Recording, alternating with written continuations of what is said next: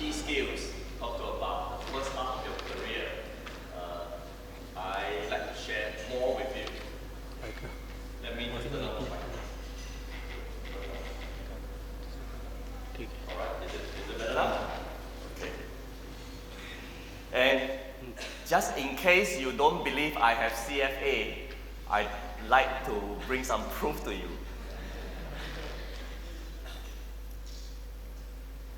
This is a newspaper from 2001. So at that time, when you get your CFA, they put it out on newspaper.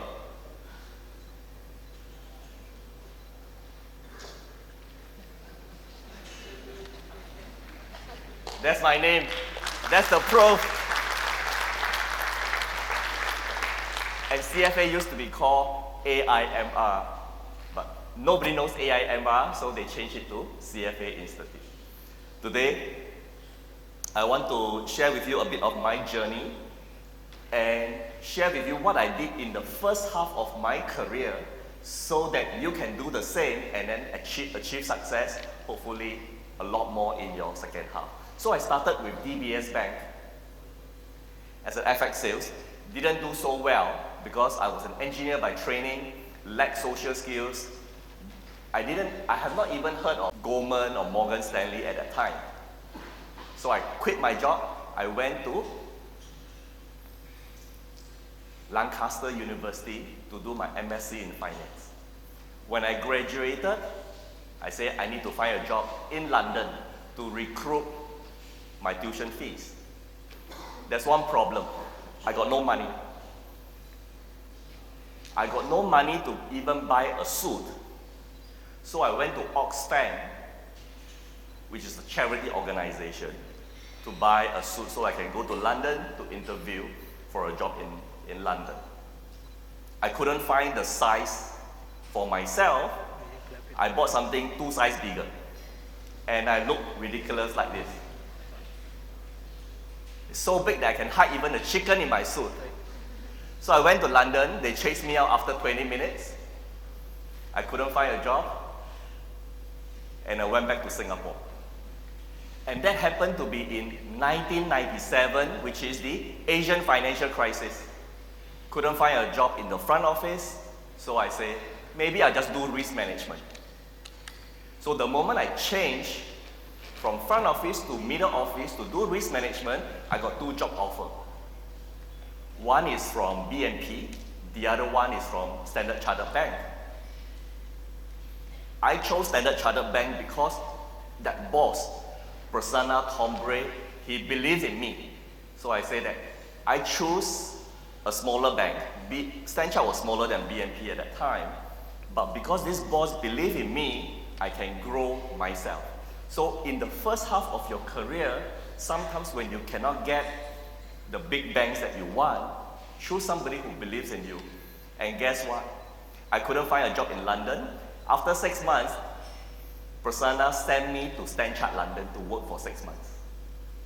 So this is the kind of development that you can have. So when I was in Standard Chartered, that's when I took my CFA exam. After I took my CFA exam, my career became very smooth. I went to Citi for 8 years. I became MD at UBS Investment Bank. I taught in the universities.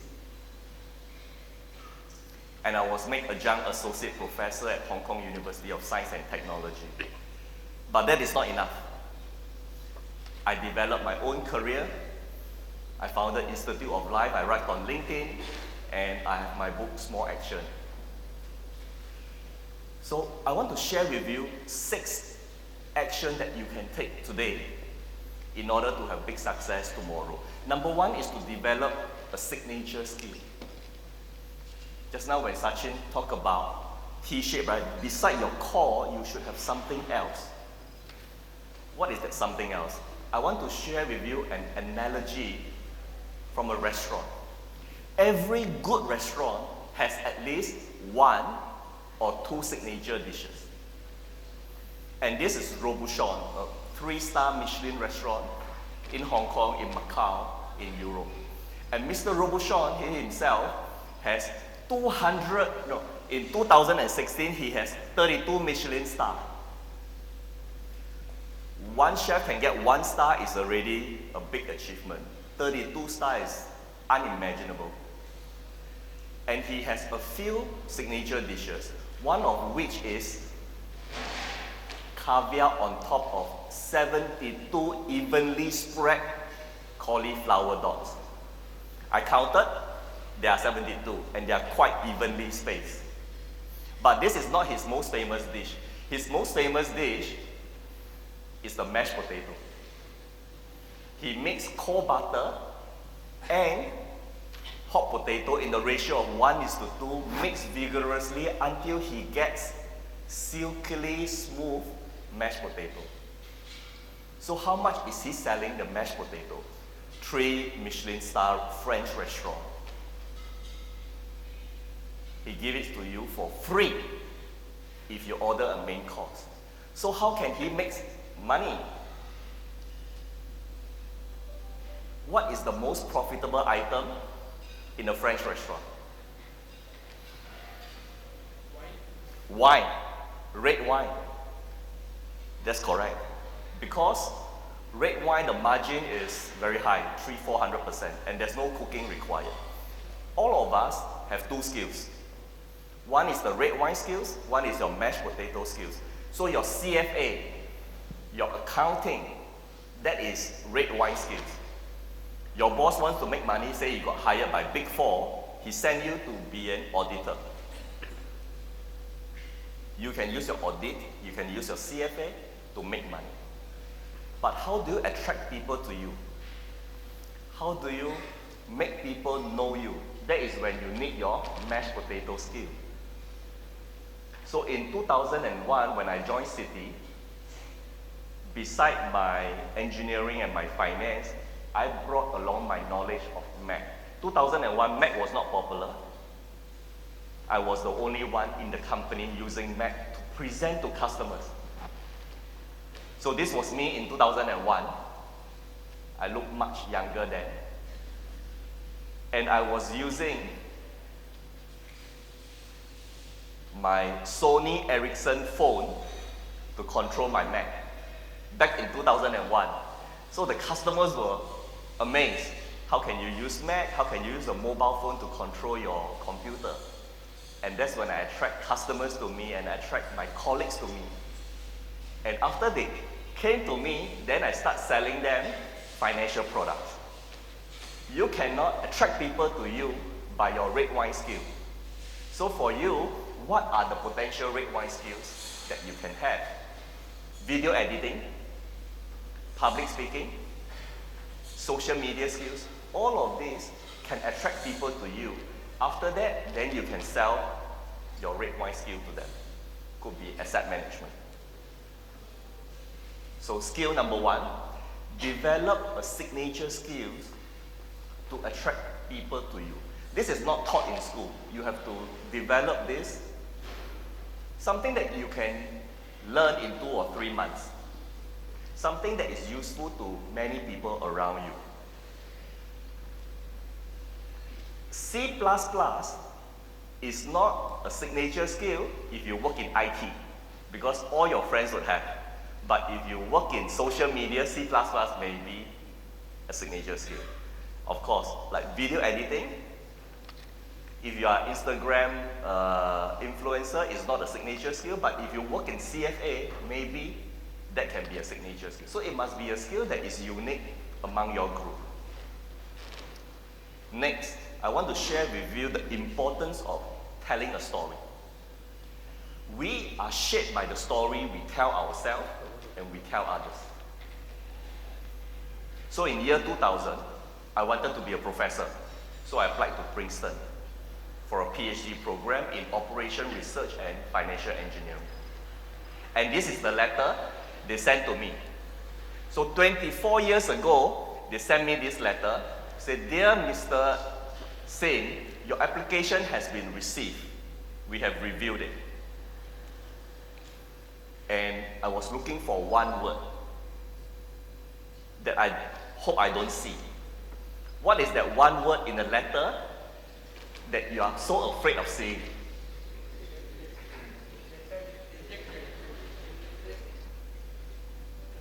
Unfortunately, that's the word that I didn't want to see and it appeared. They say, unfortunately, we cannot admit you, but we will put you on waiting list. 24 years later, I'm still waiting. No reply. Fortunately, in 2016, without a PhD, I became associate professor. I used my UBS MD experience to teach, and the university gave me this professorship. So what is the story behind? I want to share with you the structure of a story so you can create your own. A story has setting, conflict, and resolution. What was the setting? It's my career. I want to be a professor. What's the conflict? Got rejected by Princeton. What's the resolution, which is the happy ending? I still make professor, but 16 years later. So there should be an application when you tell a story. That means, why am I telling you this story? Can you think of some words that describe me? Maybe I calm down, if you can share. If you hear of this story, what do you think of the person? Any words that comes to mind? Resilient. Any more besides resilient? Yes. LinkedIn. Yes. Anything else? Deterministic. Determined. Persistent. We can go on. You can think of maybe 10 more words. So, persistent. Somebody say persistent. If I go for a job interview, then the hiring manager says that, we fired the last guy, that's why we have this position open for you. The last guy, why we fired him? Because he gave up so easily. He's not persistent. Then I'm the candidate. I say, Mr. Interviewer, 24 years ago I applied for Princeton. I was rejected, but I didn't give up. And finally in 2016 I was made a young associate professor. My friends say that I am persistent. So you see, you can use the story to show your characteristic, your personality. And one story will have many usage. So think of your own personal story. And story doesn't need to be yours. Sometimes we can tell story of other people. This is my tailor in Hong Kong. His name is Sharan. So I was based in Singapore already, but I still use him, so I will fly to Hong Kong to make my suit. So there was once I called up Sharan. I said, Sharan, I need to make a suit. Can you make exactly the same from 5 years ago? Same fabric, same navy blue, same cutting. My waistline got a bit bigger, so just maybe increased by half an inch. And he said, okay. Then 2 days before I fly to Hong Kong, I said that I got not much time, I got too many meetings. I got about half an hour between 2 meetings. He said, Eric, don't worry. Where would you be at 2 o'clock? So I'll be at Shangri-La. So okay. So I had finished my lunch, I came out with my client left, then I meet Sharan. Guess where we went to do the fitting? Washroom. Shangri-La toilet. So we quickly went, and Sharan was so good. Within 15 minutes, he adjusted my suit. He said that I'll bring it back to my workshop, and in the evening, I'll send it to your hotel. So when I came back to my hotel, it was hanging in my room already. He gave it to the concierge put it into the room. So he customized my suit so much. You know, my mobile phone, my iPhone here, inside there is an iPhone pocket, which is measured to this same size, so that my phone doesn't wobble, so it stays vertical. And he put my name here, so that if I left my suit at this event, I can find it back. But he couldn't make it in Hong Kong. Why? because he cannot speak Cantonese.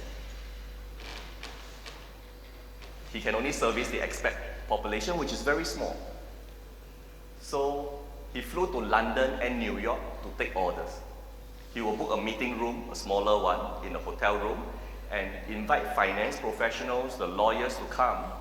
And you know the suit in New York and London, if you want to custom make, it costs 3 times more than in Hong Kong. His business took off because the finance professionals suddenly can get custom made suit with their name on the suit and with the iPhone pocket.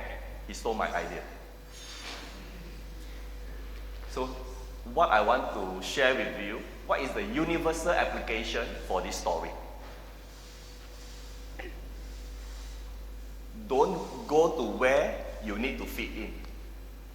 Go to where you are celebrated. Because sometimes we try and try, nobody appreciates us. So sometimes it's the environment that is wrong. Of course, you must try first. So I always say, what did I do wrong? Can I improve? But after I improve myself, still nobody appreciates, I go somewhere else, right? For example, if I try to get a speaking gig, right? They want to slash my price, they don't give me hotel rooms. I say, forget it, I'm not celebrated in this particular industry. I come to CFA, Somit here, give me 3 nights. I say, 2 nights is enough. Somit say, no, 3 nights for you. We'll book you the air ticket. You know, we'll invite you, New Delhi, we'll invite you Bangalore and now Mumbai. So I feel celebrated here, and look at all of you, this thing is all full. I'm not going into an empty room where I try to fit in. You know, sometimes speakers have to wear a pink suit to stand out or dye their hair. I say, I don't want to dye my hair, I don't want to wear my pink suit, I just want to wear my suit that Shara made for me over the years. So this is the lesson that you can take. So storytelling can change people's life, can change your life. Think about a story that has a universal application. Number 3 is to build your personal brand. So it's a bit confusing. What is personal brand? What is marketing? What is advertising? And what is PR? Let me show you the differences. If you say, I'm a great worker, that is marketing. If you say, I'm a great worker, I'm a great worker, I'm a great worker, that is advertising. If somebody says to your friend, trust me, he's a great worker, that is PR. If somebody comes to you and say, I heard, or I understand you are a great worker, you have a personal brand. But personal brand takes time to develop. What you should do is to do your marketing, advertising, and PR first. Then your personal brand will evolve. How can you say I'm a great worker without saying I'm a great worker? How can you imply? How can you post on social media so that people think positively of you? With that, right, I want to invite my friend, Toyo. He's Japanese, living in Singapore. I invited him to come with me to share this story with you. Toyo, can you join me on the stage? Do you have a microphone? Let me explain Toyo's background. So, Toyo works for real estate leasing company. So he's really a finance person. And we chat a bit. And I observed him, how can he say that he can work with international people? How can he say that he is curious about other people? So Toyo, can you just share with you, because you did a LinkedIn post a few years ago, it has quite a good engagement. And I remember your post has got this. Can you share with us what this is? I'm a huge fan of Indian foods. Really a huge fan of Indian foods. I eat 3 times a week. You may think it's not enough, right? But I'm a Japanese. right? But you think about, you eat 3 times a week Japanese food, you think it's quite a lot, right? Yeah. And I would say at least 3 times. So I had no idea what to post in LinkedIn, not like Eric, right? And one day I just realized that, hey, I like Indian food. Why don't I post something about Indian food? That was 2 years ago. So based on my knowledge, I write about the difference between South Indian food and North Indian food, based on my 2 years ago knowledge. I wasn't expecting, but by the way, what I wrote was, okay, South Indian food, curry, I know it's not curry, it's a little bit watery, and the North Indian food, curry is more thick and gravy. And South Indian food is more rice-oriented, North Indian food is more flour-oriented bread. And what else? South Indian food has more vegetarian dishes. You may think it's something wrong, but so a lot of Indian people started to commenting in my post. 3 different type of reactions. One is very positive. Hey, this Japanese guy who knows a lot, so impressive. The other type of feedback is, no, India is not only South and North. They are West and East, and more than that. It's a little bit negative comment. Third type of reactions is against the negative feedback. Hey, you are so harsh. Same as an Indian, why you are so harsh to the Japanese person who shows the love of the Indian food, right? So the reaction gets viral, and then finally it gets like 20,000 likes. 20,000 likes for a LinkedIn post. Wow. Thank you, Toyo. Thanks for sharing this story. Thank you so much. So what can we know about Toyo sharing about his love for Indian food? Now I'm a hiring manager. I want to hire somebody in finance who can cover Indian market. Toyo comes to mind. He may not know about Indian market, but just because he likes Indian food, his post got so many engagement. I'm going to give him a chance I'm going to interview him. So this is how you can showcase your personal brand by saying, this is part of marketing, by saying who you are through your post on LinkedIn. So you can think, for example, you want to work in Singapore, you want to work in Hong Kong, but you haven't traveled there yet.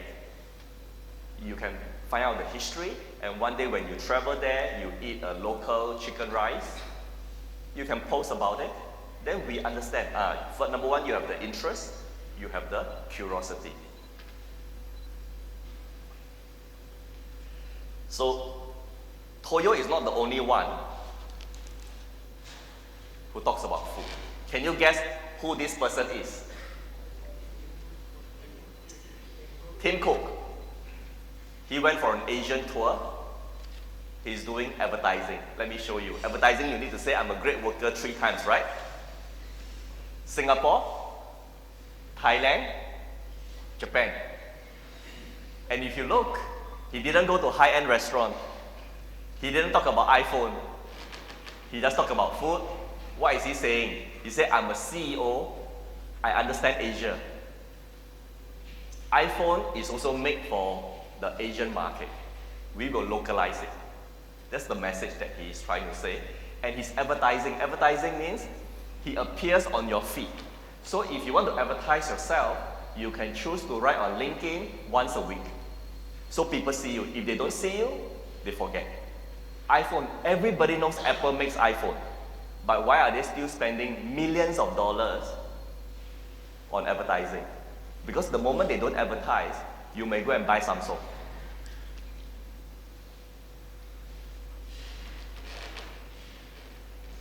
So the advantage of having a personal brand is it helps people remember you better. You build trust faster. And you can command a premium.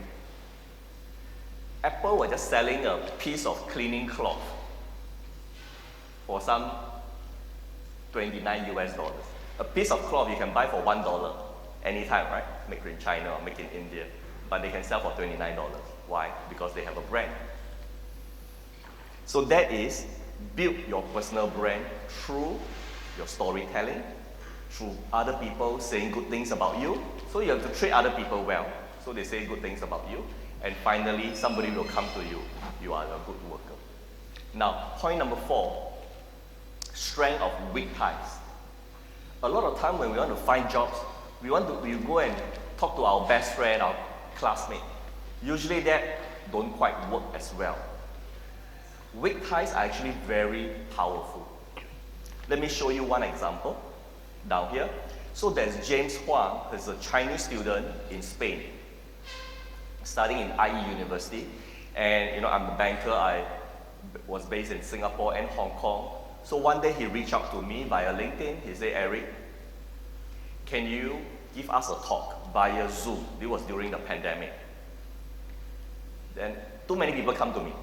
First of all, I said, I never heard of IE University. How many of you have heard of IE University? Only 1, 2, right? I said, I've never heard. So I only want to do the bigger university.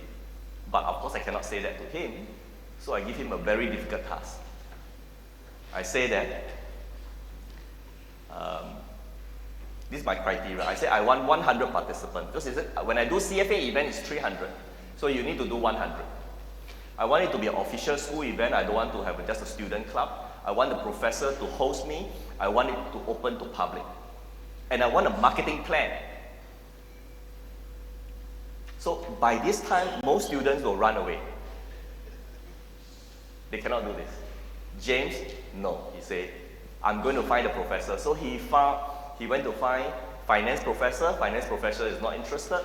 He went to find an Asian study professor, not interested. Finally, he went to the vice president of the school to say that, hey, Eric Singh can sell our IE University name to Asian student or prospective student.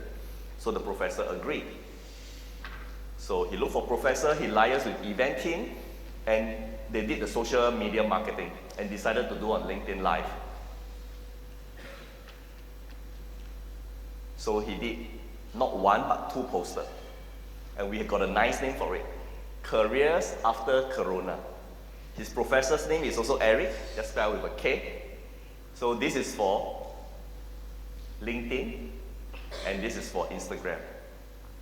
And when we did the event on LinkedIn Live, 600 people came because he opened up to alumni and public. And 3,000 people watched the recording. 3 months later, he went to London for an interview with UBS, for an internship. So the interviewer asked him, what do you do in your school? He said, oh, I reached out to Eric Singh, ex-UBS MD. This Eric Singh gave us such a difficult task. Asked us to get more than 100 participants, want it to be an official event, want our professor to be involved. But I never gave up. I hosted, and UBS gave him a job offer. Internship in London, in investment banking. And when he said he accepted the UBS, he posted on LinkedIn and he put my name. So you see, he and we are weak ties. When he accepted the offer from UBS, we have not met each other in person. We only met on online and on Zoom. So you can reach out to people. You can reach out to people on LinkedIn.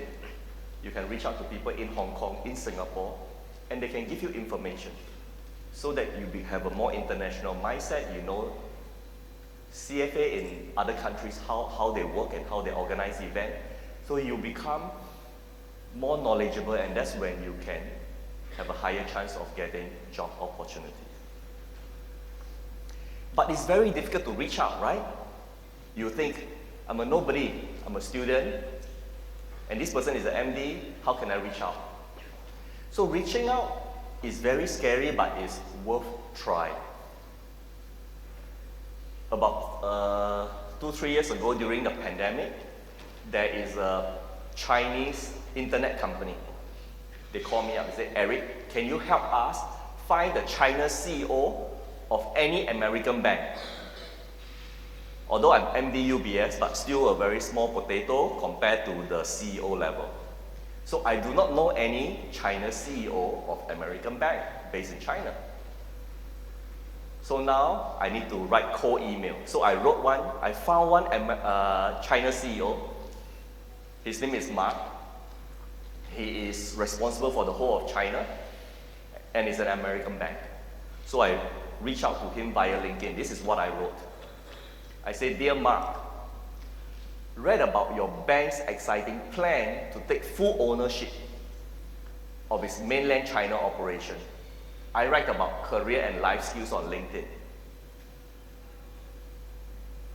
A social media company in China has a CEO Ask CEOs initiative and is wondering if you have time to talk about equity capital market or any equity related topic that you might be keen. It requires shooting a 3 to 5 minute video. Several CEOs of large Chinese and international companies have agreed to participate. Can I send you the deck for your consideration? Thank you." I wasn't very hopeful because I don't know this CEO and he may not even check his LinkedIn. Next day when I open up LinkedIn, nothing happened. I was so disappointed. Then I checked my email.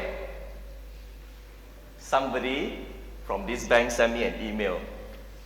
It's Rachel. This is an email, not via LinkedIn. It said, "Thanks for getting in touch with Mark. By the way of introduction, my name is Rachel from XX Bank, Marketing and Communication team in China. Would you mind sending the deck that you talk about?" Oh, there's hope.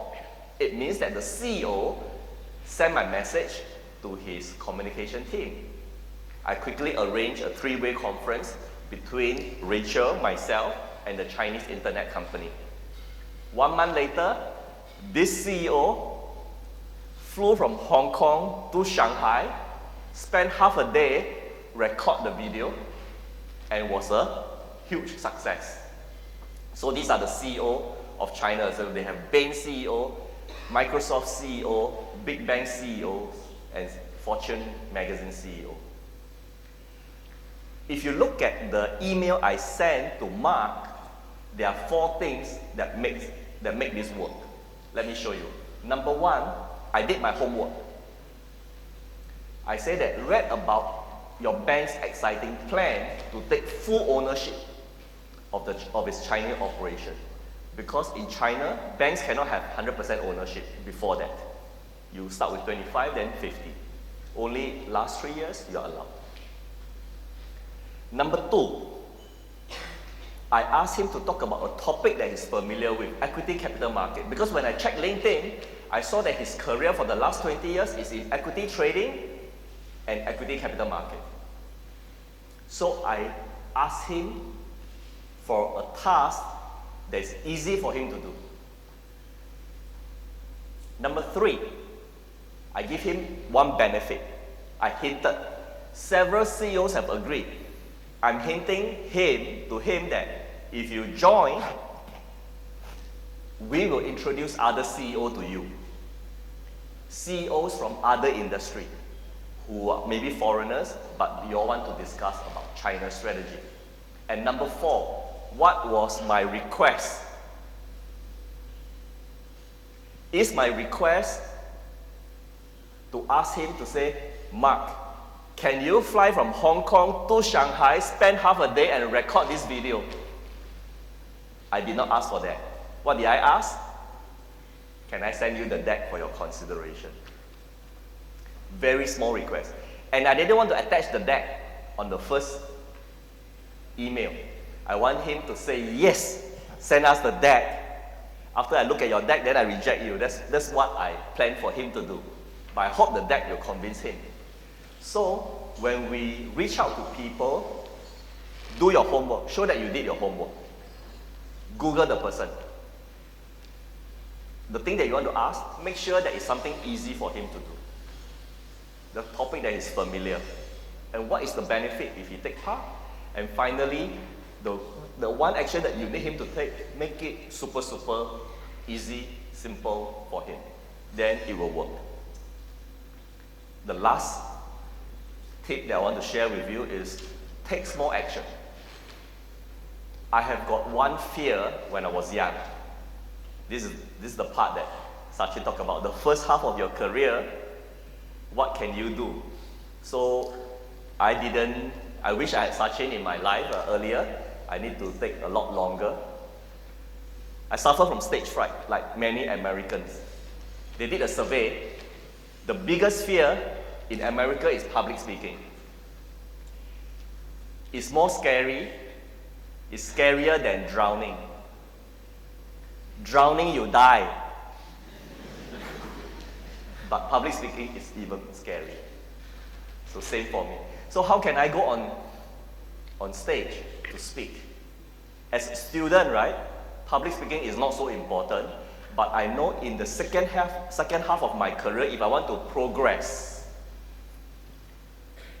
I need to be able to speak to maybe 10, 20 people as a manager.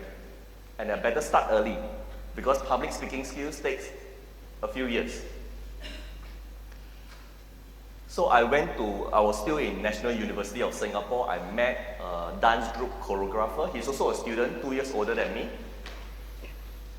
And I said, hey Peter, can I join your dance group? Peter said, Eric, you're an engineer, right? Implying that I don't know how to dance. Can you dance? Peter, I don't need to dance. I just want to stand behind the dancer. You see, Peter, I've got stage fright. Can you let me just stand behind the dancer to experience what is it like standing on stage with the bright lights shining into my eyes with the audience below? Because I think this is a very important skill. Would you carry an umbrella? Peter, I'll carry anything you want me to carry. Okay, you can come in 2 weeks. Bring an umbrella. So 2 weeks later, I went to the performance and I brought along an umbrella. So then I stand behind the dancer, I swing left and right a few times, and I open the umbrella like that. And this is me. And after that, I overcame my stage fright a little bit. Still not enough to go on stage. And every time I attend a big conference like that, I would go up to the stage when the event is over to experience again and again what is it like standing on stage. 20 years after opening that red umbrella, I stand on a red carpet to give a TEDx talk.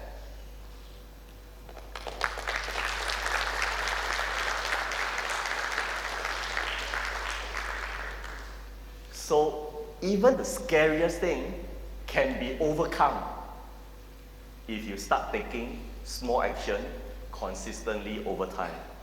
So I want to leave with you the last message for today.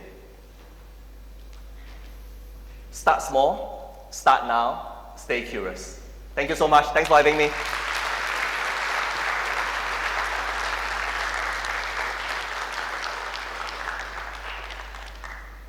So I have a recap if you just turn on my slide.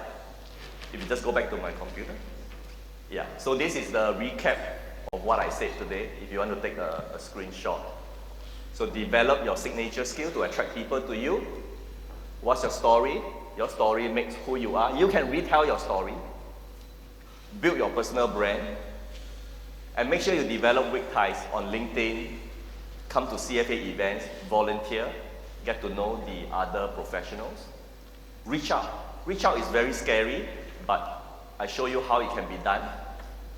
If you reach out to 5 people, maybe one person will reply, but one person can really change your life. And finally, take small action consistently over time. So you can follow me on LinkedIn. I cannot accept connection anymore because LinkedIn kept my connection at 30,000 and I have already 2.7 million followers on LinkedIn. Yeah, you can scan this and follow me. And of course, if you want to send me a message, if you want to post on LinkedIn what you learned today, you will get a lot of people looking at your post as well. So thank you so much. Thanks for having me.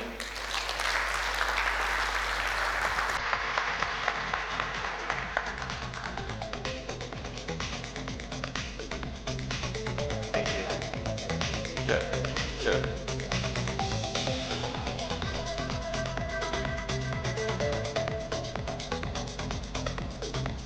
And we're going to go into Q&A.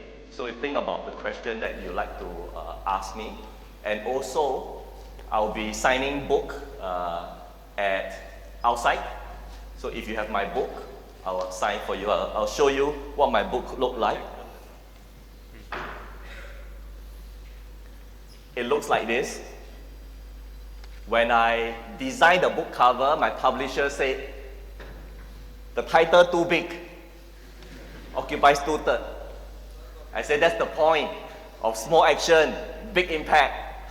And when you put into the bookstore, this book will stand out, right? So sometimes it's, you have to be creative. You may not need to follow the traditional way of thinking, and then you can develop your career.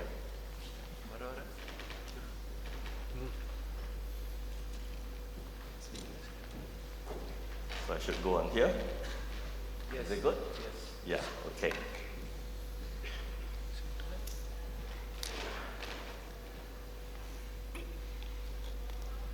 Yeah.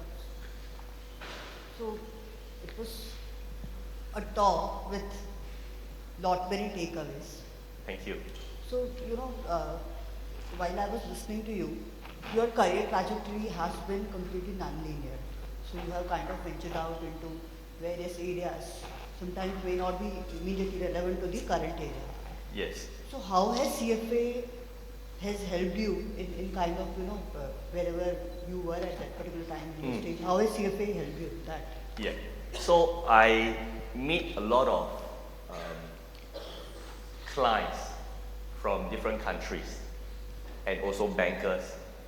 Some of them have not heard of National University of Singapore back in year 2000. It was not so high-ranking a university compared to the Western university. But when I say I have CFA, which I make sure I print it on my business card, people will then think I have a minimum standard. Number one, I show that I got discipline to study for the exam. I pass. Because it's not easy to pass exam and study at the same time. The passing rate is only 50%.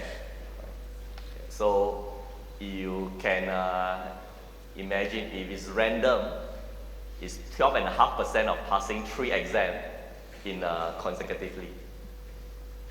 So that helps me, and that is also a kind of a branding. If you search for Eric Sim, there may be many Eric Sim on Google search.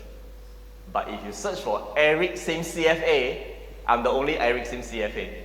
So in my bio, I make sure I put Eric Sim CFA, and many companies, when they invite me, they put up my bio. So on their website is Eric Sim, CFA. So that is also how I use CFA to boost my SEO, search engine optimization. You can do that as well. So it's also helped me build network.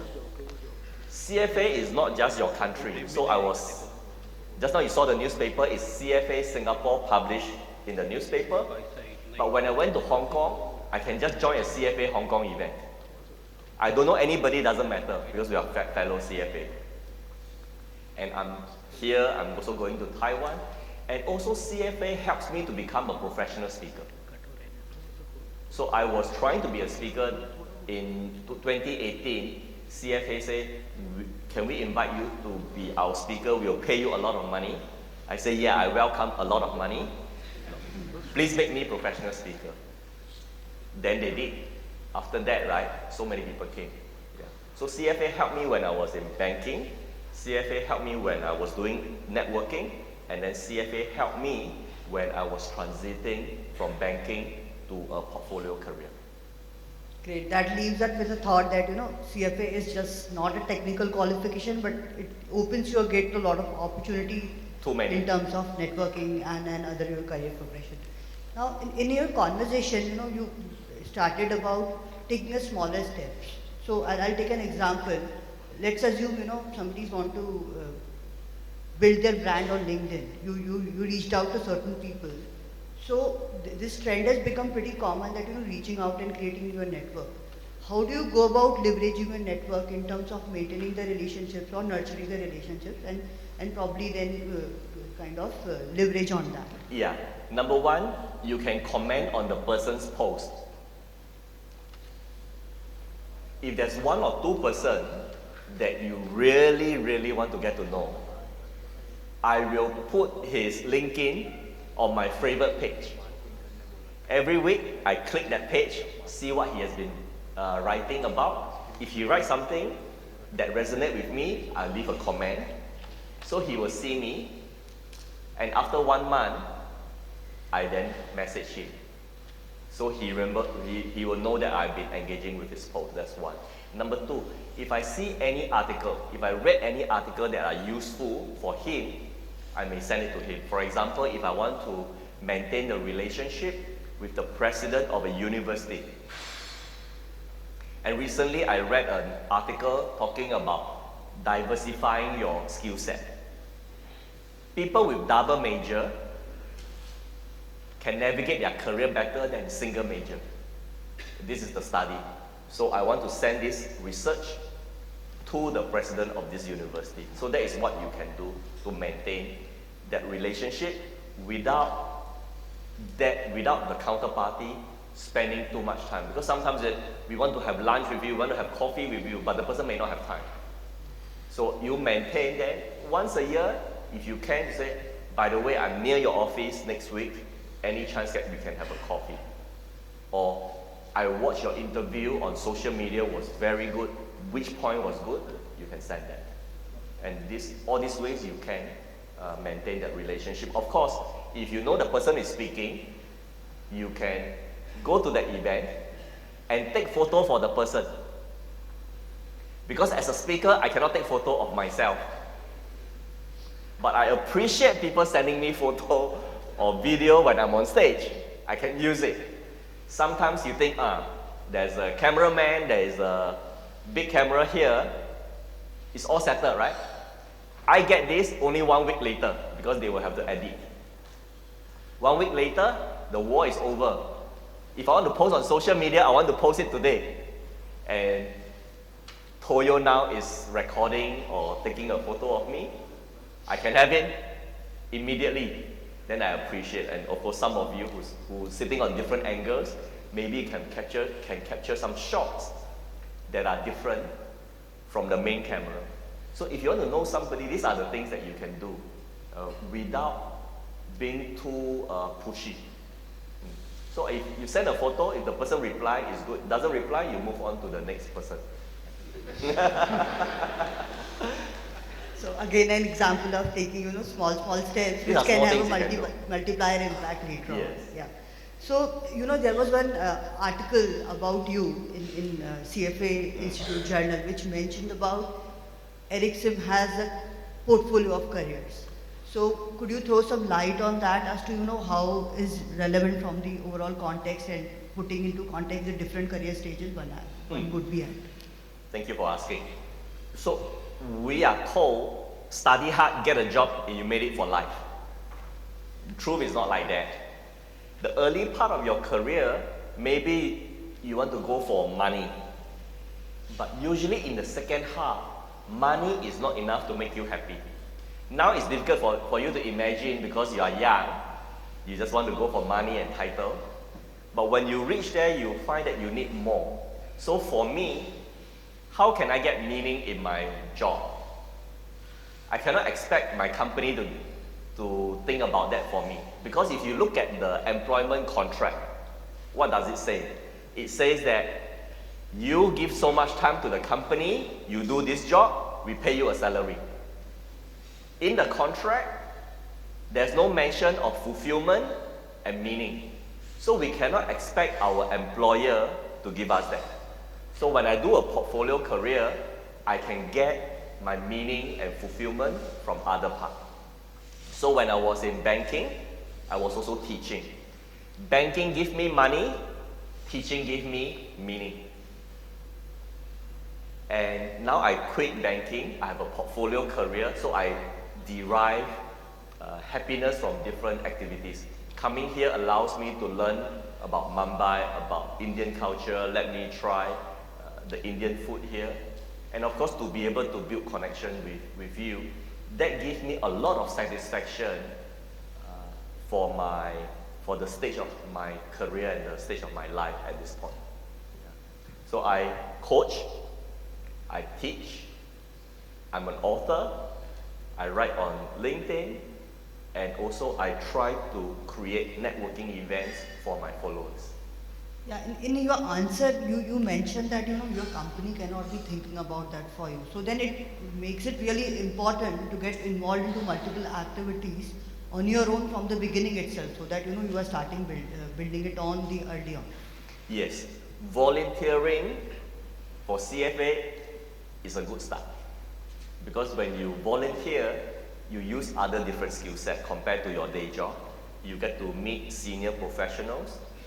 And who knows, you can then use this as a platform to go to Hong Kong, to go to to go to Singapore, and meet with other people, other CFA charter holder in that society.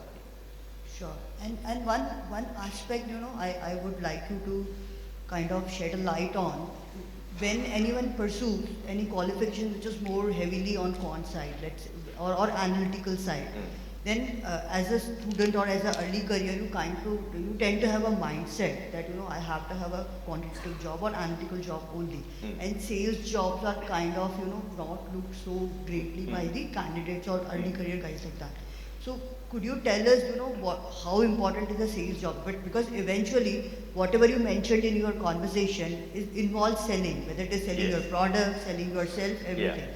So how a sales job can add to lot your overall perspective, if you can throw some light on that.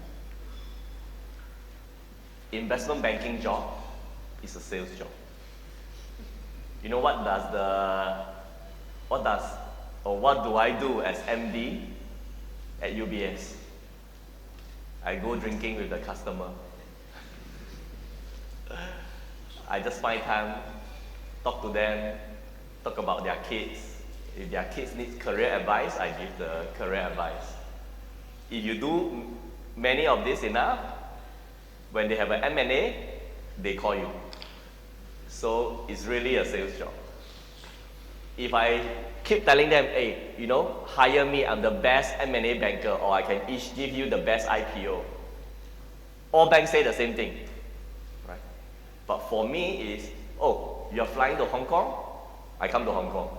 We have a meal, I bring you out, I show you where to eat the best street food.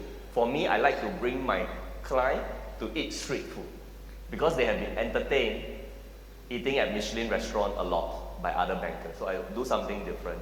I don't play golf. And drinking, although just now I say I go drinking, but it's very limited. I also don't like to drink so much. Otherwise, I cannot write my LinkedIn articles the next morning. So I sometimes invite my customers to come to join me in the university when I'm teaching. Some of my customers never study in the good university. So NUS is big for them. So they will fly. Some will fly from other country to NUS. I give them 5 minutes. I say, okay, explain what's the job of a CFO of a big company. They did. They take one photo. They put on social media. They're happy. 3 months later, they give me the deal. So this is all part of selling. So if you want to be effective and if you want to be paid, you have to include some selling skills and combine it with your technical skills. Then you will be able to differentiate yourself, be more effective, the person that gets rewarded the most is the person that brings in the revenue, not the person that calculates Excel the fastest or the most accurate. You know, when I first started, I thought, yeah, if I can calculate faster than any other person, I should get promoted, right? No. In fact, if you are the one sitting at the corner using Excel, calculating, knowing your VLOOKUP, when they want to fire people, that's the one. Because, okay, we need to fire 3 persons. Let's fire Eric Sim. Who is Eric Sim? Nobody knows because he's hiding at one corner doing Excel. Let's fire him. Or imagine they say, okay, let's fire another person. Let's fire Sachin. No, cannot. Sachin helped us with CFA, organize event, invite good speakers, speak well of our company, do so many things for our company. We must keep him. That's why hard skills alone usually cannot make you last very long in the job. So this question has come from audience. So continuing to the point of doing multiple activities at a time, then question is how to sort of manage your time, or you do so many activities at one go when your job takes so much of a time on focusing on a one skill. Don't manage your time, manage your energy. You can ask Somik. Somik, are you around? Yeah, Somik is here. Somik has never seen me in any other clothes. He met me in New Delhi, in Bangalore. I'm always wearing the same thing. Why? So that I don't need to think. So I can put more focus on other stuff. I buy 1 year supply of shampoo. So I never really go to the supermarket or to say, oh, today I need to buy shampoo. No. I just buy a lot in advance. And I try to wake up like 5:30 in the morning to do my writing and reading, because the best time, I keep it for myself. The sleepy time, which is 2:30 in the afternoon, I give it to other people by having meeting with them. So this is how you can manage your energy and do so many things. A lot of trivial things, right? I don't decide. Where to eat? I got a fixed place where to eat every week. What to dress is standard, a white shirt everywhere I go. So I don't have to think. If I wanted to wear a tie, I don't need to think what tie to match my white shirt. All ties match white shirt except white tie. Yeah, so the key is to focus on what matters. Yeah, small things. Nobody cares what clothes I wear. Even if I wear a pink shirt or blue shirt, you're not going to think more highly of me. So why bother? Yeah, so in the end, we are kind of ending our time. So I'll ask the one last question. So in your talk, you mentioned that you start from marketing, but then your eventual destination is branding. That's somebody else talking about you. Some light as to how do you do that? Considering that I was reading one research that Indian population, a lot of people are introverts, and that self-marketing is not considered as not seen as a good idea. Some tips around that. How do you move from marketing to branding? Yeah. So I'm also an introvert. Marketing is not be an extrovert to go around party all the time. I can go to a networking event. I just talk to 3 people. I don't have to talk to everyone in the room. I talk to 3 people. I do some follow-up. Sometimes if the person is nice, I buy a small gift, or I introduce other people to that person. So this is networking. Networking is not necessarily have to be done in big groups. Can be one-to-one over a period of time. Can be done on LinkedIn if you're an introvert. Then you can take your time to compose your message. So all of that has worked for me. And Toyo and I, we met on social media, and today and I said, Toyo, please join me for India trip. He has never been to India, but he said yes immediately. So this is also part of networking, right? We maintain the relationship, and I say that this is going to be a nice event for you since you like Indian food so much. So this, you can also practice that way. Thank you so much. Thanks for having me. Thank you. So